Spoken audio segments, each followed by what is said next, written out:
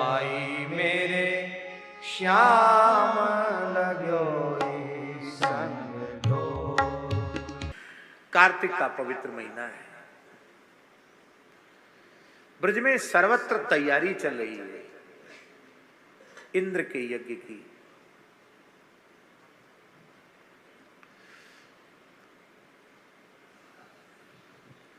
भगवान ने मैया यशोदा के पास जाए के पूछी, मैया कहाँ है रोए? सब जगह कढ़ाई चढ़ी हुई है, पकवान मिष्ठान बन रहे हैं। मैया मोहड़े पे कपड़ा बांध के रसोई बना रही। तो मैया ने जोर की झिड़की लगाई, तू बिना हाथ पामन धोए बिना तू रसोई घर में कैसे घुसे? देवता रुष्ट है जाएगा? अरे मैया बता तो सही, कौन सा त्योहार आए रहे हो ब्रज में, इतने जोर की तैयारी चल रही है। मैया बोली, तू हमते मगजमारी मत कर, मोते मगजमारी मत कर, तू चले जा, अथाई पे तेरो बाबा बैठो है, अपने बाबा से पूछ ले। लाल जी अपने पिताजी नंद बाबा के निकट आए और बोले, कच्छताम में पिता कोयम संभ्रमो व उपागतः किम फलम कस्य चोद्देशः केन वा साध्यते मखा। हे मेरे पूज्य पिताजी, ब्रज में कौन सा उत्सव आया है, इसका फल क्या है, इस कर्म का उद्देश्य क्या है, और यह यज्ञ हो रहा है, यज्ञ की तैयारी तो हो रही, पर किन साधनों के द्वारा इन यज्ञों को इस यज्ञ को संपन्न किया जाएगा, आप कृपा करके बताएं। देखिए, बहुत से लोगों की आदत होती है, बच्चे कोई जिज्ञासा करते हैं तो उनको झिड़क देते हैं, ए बच्चे हो चुप रहो, क्या समझो बड़े लोगों की बातें, बच्चे हो चुप रहो। ये नहीं होना चाहिए। बालकों को कभी भी झिड़कना नहीं चाहिए। उनकी जिज्ञासु स्वभाव होता है, वो पूछते हैं, उनको बताओ, जरूर बताओ। यहाँ बाबा ने लाल जी को फटकारा नहीं, बड़े प्रेम से बाबा समझा रहे हैं, यज्ञ की पूरी प्रक्रिया समझा रहे हैं बाबा। हाँ, धन्य है, ये शिक्षा है। बालकों की जिज्ञासा का समन होना चाहिए, उनको उनकी प्रशंसा करनी चाहिए। वाह, बहुत अच्छी बात तुमने पूछी, बहुत अच्छी बात पूछी, उनको बताना चाहिए। नंद बाबा ने कहा, बेटा देखो, पर्जन्यो भगवान इंद्रो मेघास्तस्यात्म मूर्तयः। ये मेघ जो हैं, ये वर्षा के स्वामी भगवान इंद्र हैं, और मेघ जो हैं वह इंद्र का ही प्रतीक हैं, माने इंद्र ही मेघों के स्वामी हैं। इंद्र वर्षा के अधिष्ठात्र देवता हैं, और वर्षा से ही जल होता है, और जल ही संपूर्ण प्राणियों का जीवन है। देखो, सनातन धर्म कृतज्ञता सिखाता है। जल ही हमारा जीवन है, जल से ही खेत हरे भरे होते हैं, खेती होती है, हरियाली होती है, गायों के लिए चारा होता है, सबके लिए आहार प्राप्त होता है। जल के बिना सब सूना है, और जल का अधिष्ठात्र देवता इंद्र है। तो इंद्र ने चातुर्मास में जो वर्षा की है, आषाढ़ सावन भादो कुवार, तो अब कार्तिक आ गया, तो उनके प्रति हमें कृतज्ञता ज्ञापित करना, धन्यवाद ज्ञापन। आपने बहुत अच्छी वर्षा की। तो हम लोग यज्ञ करते हैं, इंद्र को संतुष्ट करते हैं। भगवान यज्ञ के विरोधी नहीं है, भगवान तो यज्ञ रक्षक हैं, यज्ञेश्वर हैं। पर इंद्र को जो अभिमान हो गया था, उसको भगवान नष्ट करना चाहते थे। और यहां नंद बाबा ने एक बात बहुत अच्छी कही। नंद बाबा कहते हैं कि देखो बालकृष्ण, ये धर्म हमारा परंपरागत धर्म है। हमारे पिताजी भी करते थे, दादाजी करते थे, परदादाजी करते थे, परंपरा से ये हमारे यहाँ परंपरा चली। हम लोग गोपालक हैं, और गाय को दाना और गाय को चारा वो बिना वर्षा के सब हो रहे हैं। हम लोग कृतज्ञता पूर्वक इंद्र का यजन करते हैं।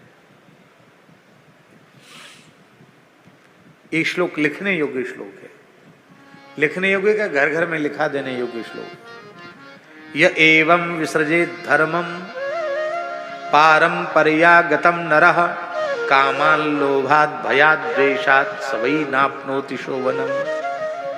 अपनी मातृपितृ परंपरा से जो धर्म जो संस्कार हमें मिले हैं उनका जो व्यक्ति त्याग कर देता है, चाहे कामना से करे, लोभ से करे, भय से करे, द्वेष से करे, उसका कभी कल्याण होता नहीं है।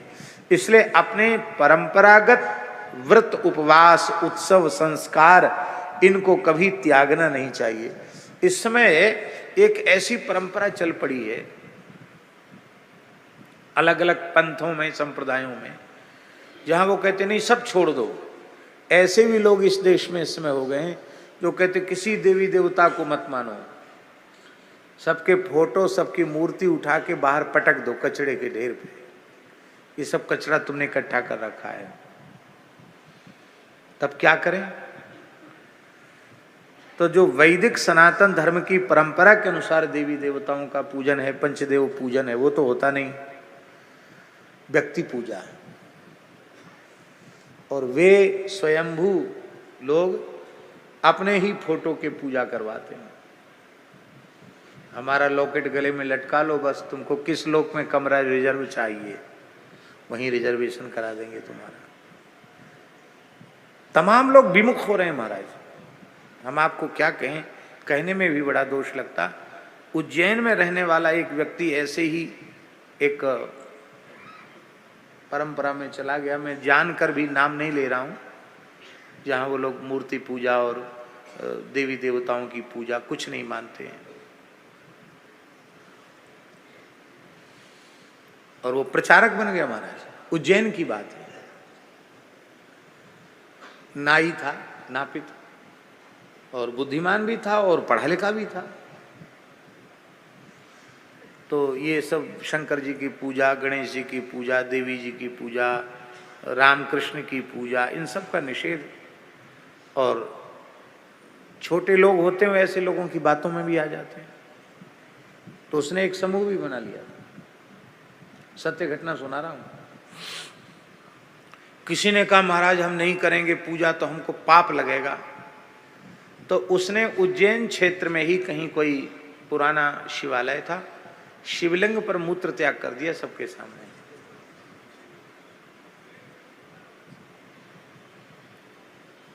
बोले तुम लोगों को दिखाता हूं क्या बिगाड़ता है ये पत्थर, हमारा क्या बिगाड़ेगा। खड़े खड़े लौशंका कर दिया शिवलिंग पर।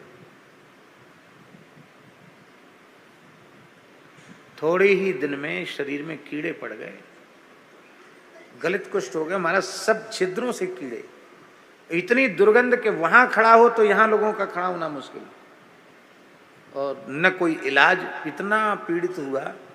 हमारे उज्जैन के एक प्रेमी हैं, उनके सामने की घटना है। अंत में एक कुएं में गिरा और वहीं दुखद प्राणांत हुआ उसका। मेरी प्रार्थना है वैदिक वर्णाश्रम धर्म, सनातन धर्म, इनके पवित्र संस्कार हमें कहीं जाकर सीखने नहीं है। हमें अपनी माताजी के परिवार से, हमें अपने पिताजी के परिवार से ही हमें सारे संस्कार मिल जाते हैं। घर में माताएं सब याद रखती हैं आज कौन सा त्योहार है, आज कौन सा उत्सव है, आज क्या करना चाहिए, आज क्या नहीं करना चाहिए। घर में सब माताएं स्मरण रखती हैं कि नहीं रखती? वर्ष भर के सारे उत्सव त्योहार हम लोग बड़ी श्रद्धा से मनाते हैं। रामनवमी जिस श्रद्धा से मनाते, जन्माष्टमी उसी श्रद्धा से मनाते, शिवरात्रि मनाते हैं, नवरात्रि भी उसी उत्साह से मनाते हैं। ये हमें परंपरा से प्राप्त हैं संस्कार, इनका हमें त्याग नहीं करना चाहिए। हम गाय में हमारी श्रद्धा हो, ब्राह्मणों में श्रद्धा हो, संतों में श्रद्धा हो, वर्णाश्रम व्यवस्था में हमारी श्रद्धा हो, शौचाचार में हमारी श्रद्धा हो, वेदादि शास्त्रों में हमारी श्रद्धा हो, तो समझना कि हमारा सत्संग सफल है। उस सत्संग में जाने के बाद हमारी इनमें अश्रद्धा हो जाए, जो श्रद्धेय हैं, श्रद्धा के केंद्र हैं, श्रद्धा के बिंदु हैं, श्रद्धास्पद हैं, उनमें ही हमारी श्रद्धा न रह जाए, तो ऐसा सत्संग कुसंग से भी बुरा है। इसलिए अपने परंपरागत संस्कारों को त्यागना नहीं चाहिए और थोथी अनन्यता के नाम पर भी किसी भी देवी देवता की निंदा या उसका तिरस्कार नहीं करना। हाँ, इष्ट के प्रति परमानुराग होना चाहिए, अनन्य भाव से उनका आश्रय लेना चाहिए, पतिव्रता नारी के समान। पर पतिव्रता नारी अपने पूरे कुटुंब का भी तो पोषण करते, आदर सबका करते ही नहीं, सास ससुर का, जेठ का, देवर का, बहनोई का, और जो जो होते हैं सबका आदर करती कि नहीं करती। ऐसे ही पतिव्रता नारी के समान पति स्थान पर भगवान को, इष्ट को स्वीकार करते हुए और सब इष्ट से संबद्ध हैं ऐसा मानकर किसी की उपेक्षा करे, न किसी की निंदा करे।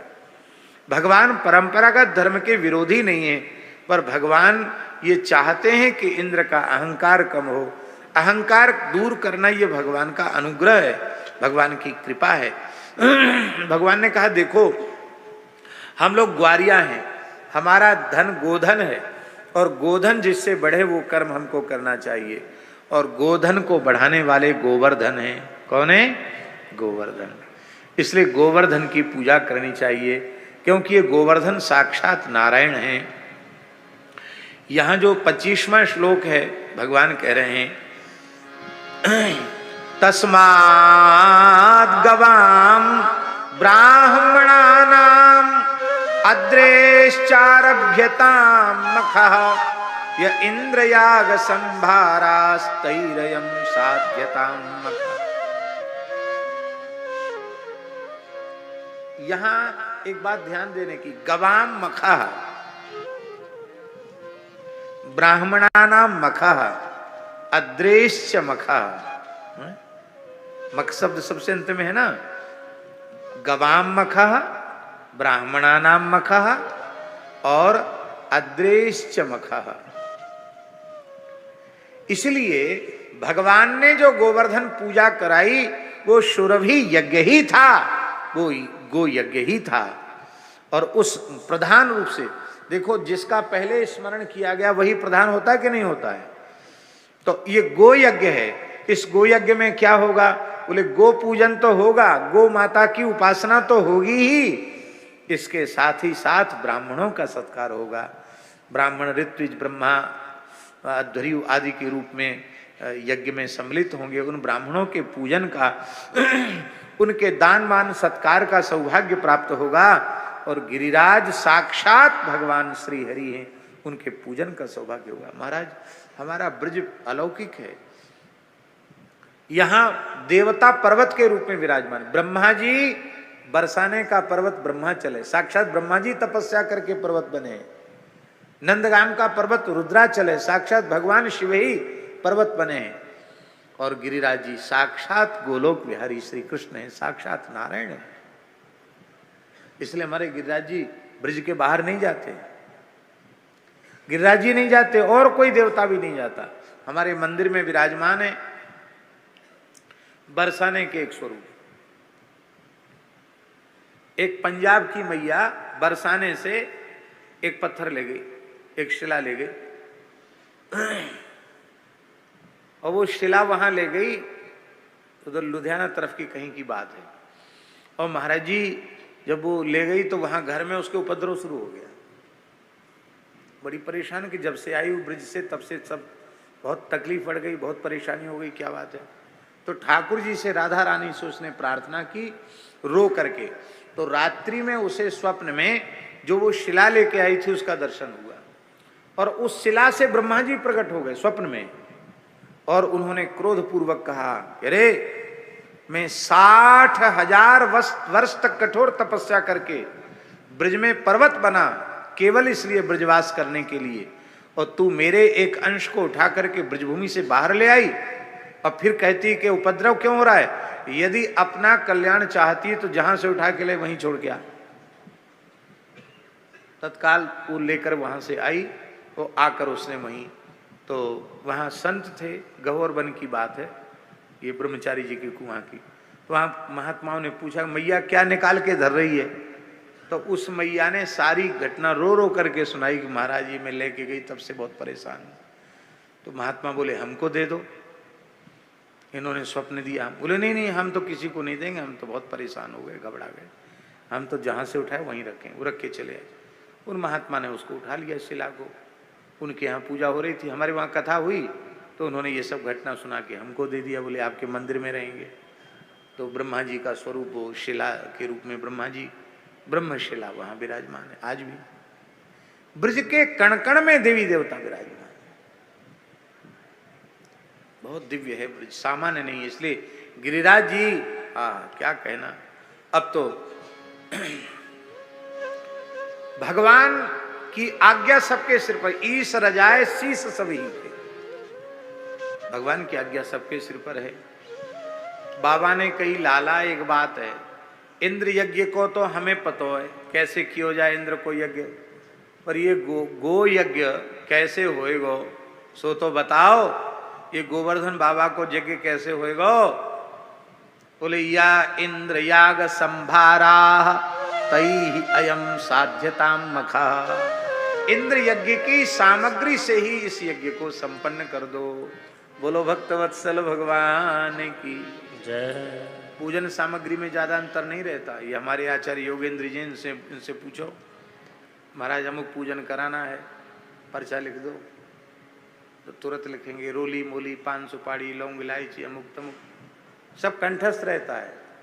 हम भी कभी पर्चा बनाते थे तो हमको भी कंठस्थ, अब कंठस्थ नहीं है। वही बहुत अकिंचन व्यक्ति है तो उसकी हैसियत देखो, उसकी हैसियत देख करके आप बनाओ। लोभ नहीं होना चाहिए, बात सही है, क्योंकि लोभ का पुट होने से धर्म अधर्म हो जाता है। ये महाभारत में लिखा है, धर्म ही अधर्म बन जाता है लोभ का समावेश होने से। लोभ नहीं होना चाहिए, पर हाँ जिसकी जैसी, वित्त साठ्य नहीं करना चाहिए, कंजूसी नहीं करनी चाहिए, उदारता पूर्वक करना चाहिए।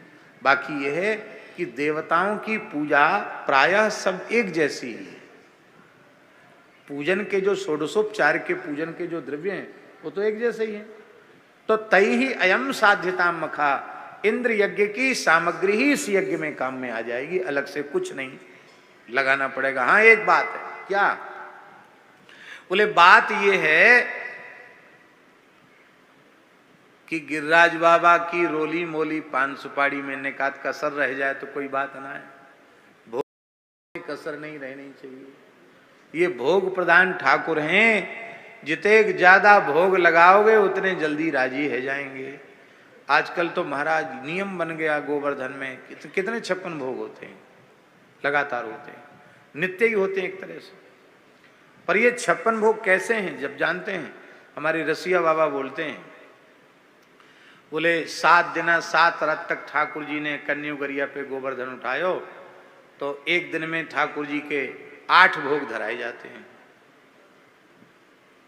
तो 8 सते 56, तो 7 दिन तक तो भोग लगो नहीं, ठाकुर जी ऐसे ही रहे आए। इससे जब 7 दिन पूरे है गए तो 56 भोग धराए हैं, 8 सते 56। और अन्नकूट अलग है, गिरिराज जी को अन्नकूट, ठाकुर जी को 56 भोग धराए गए। तो ये भोग प्रधान ठाकुर हैं, जितनी भोग सामग्री अर्पित करोगे उतने प्रसन्न हो जाएंगे। क्या क्या करें? बोले पच्यंताम विविधा पाका शूपांता पायसादया संया वापूप शशकुल्य सर्वदोहच गृह्यताम। यहाँ संख्या नहीं लिखी है बोले शंकर जी कि 56 करो कि 36 करो, लिखा पच्यंताम विविधा पाका, विविधा पाका पच्यंताम, जितने प्रकार के पकवान मिष्ठान हो सकते सब बनाओ। क्या क्या बनाएं? बोले सूपांता, तरल पदार्थों में दाल तक बनाओ, और कुछ गाढ़ी खीर, सूपांता पायसादय, खीर आदि भी बनाओ, पुआ पूड़ी सब कुछ बनाओ, और दूध दही सब कुछ लेके सर्व दोहस्य गृह्यताम, सारा दूध दही आदि सामग्री लेकर के गिरिराज जी की तलहटी में चलो। जब भोग बनाने लग जाते हैं ठाकुर जी को प्रेम से तो 56-36 की संख्या नहीं रह जाती। सैकड़ों तरह का हलवा हो सकता है, सैकड़ों तरह का लड्डू हो सकता है, थोड़ा थोड़ा बदलते चले जाओ। अभी जगन्नाथपुरी में व्यंजन द्वादशी होती है एक मठ में, गौड़ीय परंपरा का मठ है, वहाँ आज भी जो व्यंजन द्वादशी होती उसमें मुख्यमंत्री राज्यपाल भी देखने आते हैं कि ठाकुर जी को व्यंजन द्वादशी को कितना भोग लगाया जाता है। व्यंजन द्वादशी होती जगन्नाथपुरी में, तो एक गौड़ीय मठ है वहाँ व्यंजन द्वादशी होती है। तो आपको सुनकर आश्चर्य होगा, 2-2 हजार 2,500 हजार तरह के पकवान बनते हैं। क्या 56-36 में लगे हैं? 500-500 तरह के तो साग बनते हैं, कितने तरह की चटनियां। वो तो महाराज जी बोले थे कि एक बार महाराज जी आप भी देखने तो आओ कि क्या कैसी तैयारी होती, क्या बनता। इसलिए कोई आश्चर्य की बात नहीं है। सुंदर भोग सामग्री लेके आओ। सब तो ब्रज में सबको आनंद उत्साह बढ़ गया।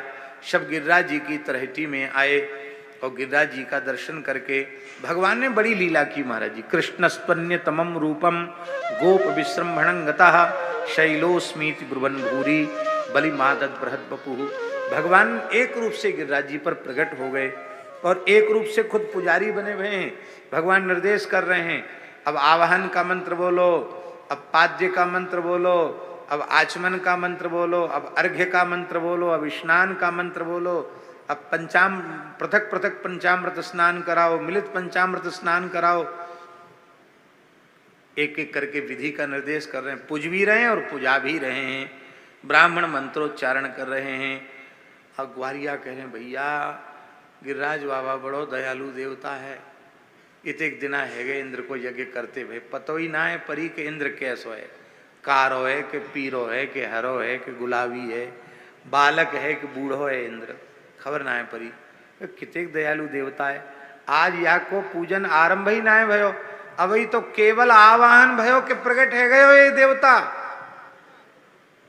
कछु ग्वारिया कहवे लगे अरे ये तो हमारे कन्हैया की सकल सूरत थे, या की कछु सकल सूरत मिले जुरे हैं, ये कन्हैया जैसो ही तो है। हाँ ये ने आकार में बड़ो है, हमारो लाला छोटो है। गोपी कहवे लगी अरे हम सब जाने कछु न कछु दार में कारो है। ललिता जी बोली दार में कारो ना है, सबरी की सबरी दार कारी है। ये पुजवे वारो देवताऊ हमारो लाल हमारे श्याम सुंदर हैं और पुजाने वाले जजमान भी श्याम सुंदर हैं। पुज भी रहे हैं और पूजा भी रहे हैं। भगवान ने कहा शैलोस्मीति मैं ही गिरिराज हूं। और जैसे ही गिरिराज जी का पूजन हुआ, भोग सामग्री पधराई गई और जैसे ही तुलसी दल पधराया, भैया भोग तो उसार दो, तुलसी दल तो पधराओ। अच्छा हाँ चलो नहीं तो उसार तो दो, तुलसी दल पधराओ, तब तक बड़ा काम है। हम कथा कह रहे हैं ये काम पूरा हो जाए। तो भोग सामग्री पधराई और जैसे ही तुलसी दल पधराया, महाराज जी बृहद बपु भगवान गिरिराज इतने विराट हो गए, हजारों मुख, हजारों भुजाएं, हजारों जिह्वाएं प्रकट हो गई गिरिराज जी की। और महाराज एक साथ भगवान भोग लगाने लगे। बोलो भक्तवत्सल भगवान की। ब्रजवासी कहवे लगे कि भैया देवता तो बड़ो दयालु, या में कोई संदेह ना है, पर बड़े दिना इनको भूखो है। अरे सबरे खाए जाएगो, हमारे ताई कछु छोड़ेगो कि नहीं। भगवान अरे राम राम ऐसी बात मत कहो। क्यों? ये परिपूर्ण देवता है, ये सब कछु ग्रहण कर लेगो तो काऊ बात की कमी ना रहेगी। पूर्णमदः पूर्णमिदं पूर्णात् पूर्णमुदच्यते पूर्णस्य पूर्णमादाय पूर्णमेवावशिष्यते। गिरिराज जी के 56 भोग में, अन्नकूट में आज भी कमी नहीं पड़ती है। और ब्रजवासियों ने नेत्र खोले तो क्या देख, जितनी भोग सामग्री आरोगी उससे कई गुनी अधिक सामग्री प्रकट हो गई। लूट लूट के ब्रजवासियों ने खाया है। बड़ी अद्भुत शोभा है। यही हमारी कथा का विराम हो रहा है, लेकिन अब गिरिराज जी का पूजन होगा और भोग लगेगा, आरती होगी। माई मेरे श्याम लगो